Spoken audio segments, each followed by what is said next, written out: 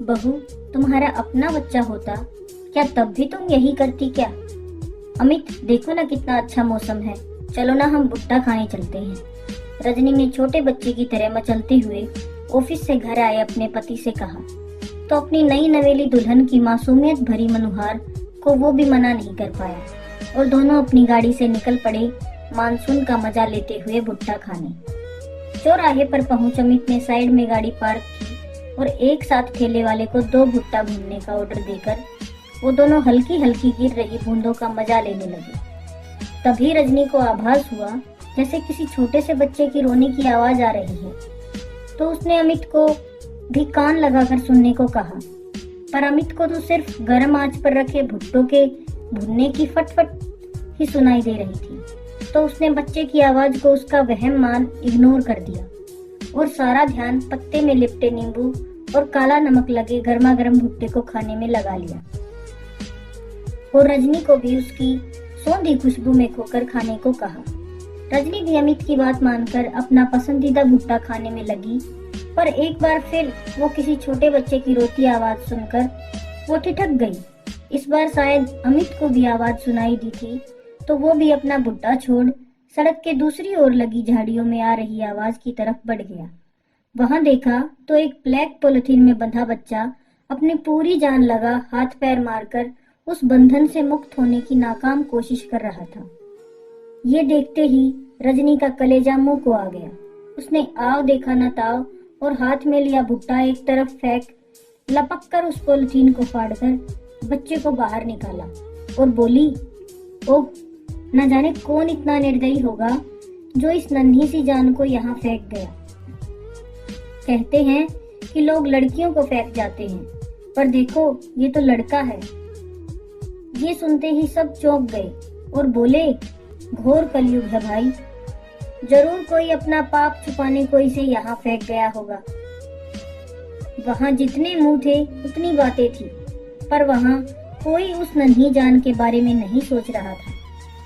Police भी आई, पर वो भी उसे किसी संस्था को सौंपने के अलावा और कुछ नहीं कर सकते थे। इधर वो बच्चा रजनी की छाती से चिपका ऐसे अपना पेट भरने को इधर उधर मुंह मार रहा था जैसे वो अपनी माँ के आंचल में हो। जैसे ही सारी जानकारी लेकर एक महिला पुलिस ने उस बच्चे को अपनी गोद में लेना चाहा, उस नवजात बच्चे ने जोर से मुट्ठियां भींच रजनी की टी-शर्ट को जोर से पकड़ लिया और ऊं करके जोर जोर से रोने लगा। रजनी की शादी को अभी कुछ ही समय हुआ था, उसे बच्चे का कोई एक्सपीरियंस नहीं था, फिर भी वो उस बच्चे से जुड़ाव महसूस कर रही थी। आखिर रजनी ने अपने दिल की सुनकर अमित की रजामंदी से संस्था को सौंपने के लिए कागजी कार्रवाई पूरी होने तक अपने पास रख लिया। उसके बाद जब पुलिस वाले घर से बच्चे को लेने आए, तो रजनी और अमित उस बच्चे से इतना घुल मिल गए थे कि उसे खुद से अलग ही नहीं कर पाए और दोनों ने अपने माँ बाप से पूछ सारी कागजी कार्रवाई कर उसे गोद ले लिया और उसका नाम रखा हर्ष। हर्ष धीरे धीरे बड़ा हो रहा था और रजनी और अमित उसे खूब प्यार करते और वो मासूम तो उन दोनों को ही अपना माँ बाप के रूप में जानता था। उनकी शादी को 3 साल हो गए थे, पर हर्ष के होने से उन लोगों का ध्यान ही नहीं गया कि उन्हें अपनी संतान की जरूरत भी है। फिर एक दिन अपनी माँ के ये कहने पर कि बेटा एक और बच्चा कर लो, हर्ष को कम से कम एक भाई या एक बहन तो होनी ही चाहिए, ताकि आगे चलकर दोनों एक दूसरे का सहारा बन सके। रजनी ने इस तरफ सोचना शुरू किया और अमित को लेकर कई डॉक्टरों से मिली। आखिर एक दिन उसने अमित को अपने गर्भवती होने की खबर सुनाई। यहाँ ये खुश खबरी सुनकर अमित खुश तो हुआ, पर उसे कहीं ना कहीं डर लगने लगा कि कहीं अपना बच्चा होने पर उसका प्यार हर्ष के लिए कम ना हो जाए। इसलिए वो हर्ष से अब और ज्यादा खुद को जोड़ने की कोशिश करता। दूसरी तरफ रजनी हार्मोनल परिवर्तन और अपनी कोख में पल रहे बच्चे की वजह से हर्ष से थोड़ी दूर होती जा रही थी। पाला तो हर्ष को भी उसने बिल्कुल अपने बच्चे की तरह था, पर जो लगाव जो अपनापन वो अपने कोख में पल रहे बच्चे से महसूस कर रही थी, शायद उतना हर्ष से कभी नहीं हुआ था। पहले तो उसे नहीं यही लगता था कि वो हर्ष की बिल्कुल उसकी माँ की तरह प्यार करती है, पर अब अपने पेट में हो रही हलचल से उसके अंदर एक अलग ही ममता जागी थी। रही सही कसर 10वें महीने में हुई उसकी प्यारी सी सुंदर सी नन्ही गुड़िया के जन्म ने पूरी कर दी। अब जब भी वो उसे अपने आंचल में छुपा अपना दूध पिलाती तो जैसे वो एक अलग ही दुनिया में होती। नन्ही गुड़िया के अमृत पीते होठों का स्पर्श उसे जन्नत की सैर कराता। ये भावनाएं, ये प्यार भला हर्ष से कब जागी थी? उसके अंदर वो जब छोटा था तो पालने में ही दूध की बोतल भर के किसी कोने से टिका उसके मुंह से लगा देती। हर्ष भी गट गट करके एक बार में ही बोतल खाली कर देता था। उसे भी कहाँ पता होगा कि जब एक माँ अपना दूध पिलाती है तो हजारों बार अपने बच्चे के सिर पर हाथ फिराती है, फिर तुरंत कंधे से लगा उसकी न जाने कितनी पपियां ले लेती है। जब ये अंतर उस समय रजनी नहीं जान पाई थी तो हर्ष एक माँ और बोतल का अंतर कैसे समझ पाता? और ये कल पैदा हुई नन्ही सी गुड़िया माँ और बोतल का अंतर इतने अच्छे से जान गई थी कि अगर रजनी की सास उसके नहाते समय भी उसे बोतल से दूध पिलाए तो वो रो रो कर पूरा घर सर पर उठा लेती, पर बोतल से दूध नहीं पीती। अब रजनी को हर्ष से उतना लगाव नहीं रह गया था, इसलिए जब भी हर्ष मम्मा मम्मा कर रजनी के आसपास आने की कोशिश करता तो वो उसे डपट देती। हर्ष दूर रहो बेटा, देखो मेरे पास छोटी गुड़िया है, उसे तुमसे चोट लग जाएगी, जाओ दूर जाओ। हर्ष बेचारा दूर से अपनी मम्मा के गले लगने को तरसता रह जाता। 4 साल का बच्चा जब भी अपनी बहन को छूना चाहता बदले में उसे एक डांट ही मिलती।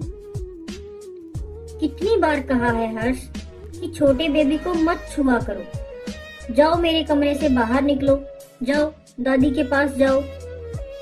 बेचारा हर्ष अभी तक खुद पर ममता लुटाती अपनी माँ को सूनी आंखों से पराई होती देख सहम जाता और जाकर पापा या दादी की गोदी में छुप जाता।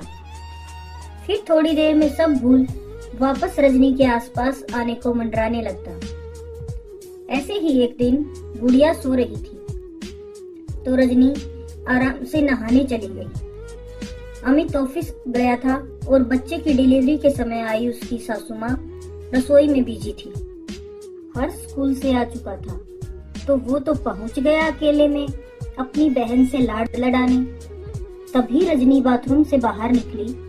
उसने गुड़िया को हर्ष की गोदी में देखा तो आव देखा न ताव और सीधे हर्ष के चेहरे पर 3-4 थप्पड़ जड़ दिए। छोटा सा हर्ष तिल मिलाकर चीख पड़ा, जिसे सुनकर रजनी की सास भागते हुए आई और सारा माजरा समझ उन्होंने खींचकर हर्ष को खुद से चिपटा लिया और रजनी से गुस्से में बोली, बहू ये क्या बेहूदगी है, तुम्हें शर्म नहीं आ रही इतने छोटे बच्चे पर हाथ उठाते हुए? मम्मी जी आपको नहीं पता, मेरे मना करने के बावजूद इसने गुड़िया को गोदी में उठा रखा था। वो तो मैं ठीक समय पर आ गई, वरना अगर ये गुड़िया को गिरा देता या हाथ पैर तोड़ देता तो बस बहुत हुआ, अब तो मैं इसे हॉस्टल में ही भेज दूंगी। रजनी 2 गुने गुस्से से दादी के पीछे छिपे हर्ष की तरफ आंखें दिखा और दांत पीसते हुए बोली तो उसकी सास हर्ष को समझाते हुए बोली, कोई बात नहीं बेटा, तुम दुखी मत हो, मम्मा है ना, थोड़ा गुस्से में है, तुम जाकर अपने कमरे में बैठो, मैं अभी तुम्हारी मम्मा से बात करके आती हूँ। हर्ष को वहां से भेज वो रजनी से मुखातिब होकर बोली, बहू मैं जब से आई हूँ देख रही हूँ कि तुम हर्ष से बहुत बुरा व्यवहार कर रही हो। मैंने तुम्हें कितनी बार समझाने की कोशिश की पर तुम हो कि समझ ही नहीं रही हो। आज तो हद ही हो गई, खुद की गलती पर उस जरा से बच्चे पर हाथ उठा दिया तुमने। इसमें मेरी क्या गलती मम्मी जी?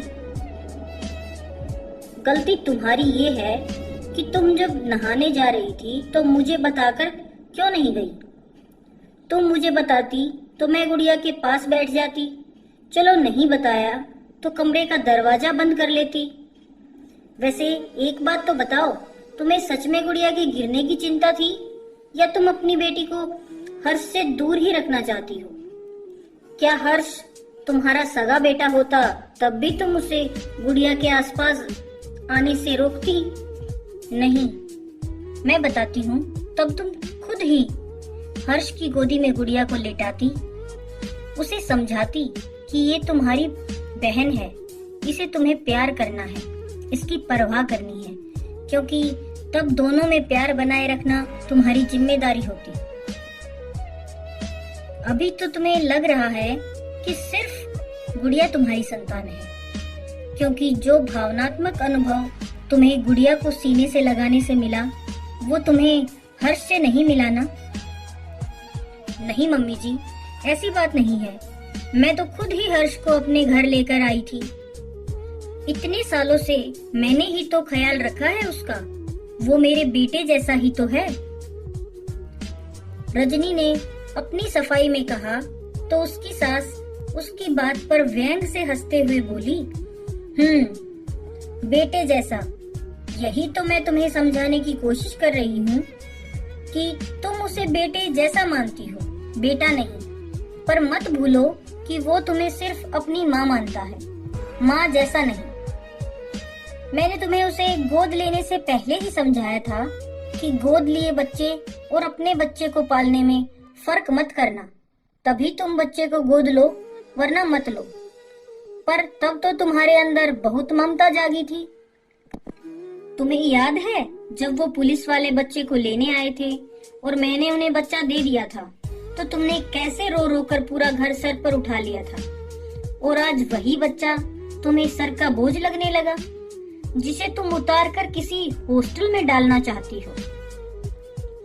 मैं सास हूँ, तुम्हारे हर्ष के साथ कम ही रही हूँ, तो मुझे इस गुड़िया और हर्ष में फर्क करना चाहिए था।